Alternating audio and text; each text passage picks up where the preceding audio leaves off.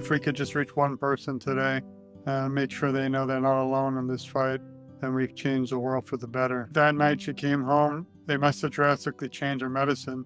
And I found her at 5 a.m., rushed over to her home. She was moving her furniture out on the street and told me she was in fear of her life because there were Nazis inside her home. My dream and my goal today, sitting with you as an advocate for others in her memory, is that no family or individual ever have to go through what my mother or our family has. One great point, our news is just 2 weeks ago, the president signed into law after finally passed after decades of bringing it to the legislature. But the House and Senate passed the first ever bill called the National Plan to end Parkinson's disease. So we're actually talking right now during history. No one in the world wants to talk about the end of life.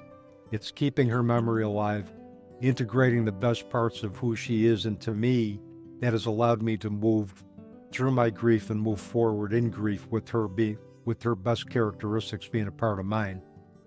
Yeah. I didn't have Parkinson's, but I felt like I had, in a way, secondary Parkinson's, because it doesn't just affect the person diagnosed, also affects the family and the community.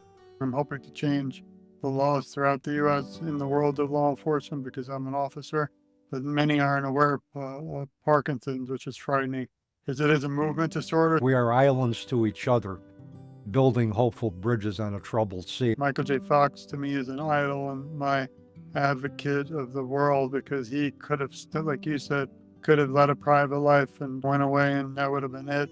Instead, he fought back and raised 10 or more, $20 billion, not million, billion, to help find a cure. When you talk about illness or death is relatively, for the most part, taboo in this society. Right? The focus is on happiness, functionality, and we talk about death when it's upon us, but the time to talk about it is before it's upon us. Sometimes I have loud music like techno with a picture that says advocate, because I want that person that sees it to blast in their ear and wake up America and the world that we need more help on this. So, just keep fighting. And again, the big thing is no one's alone.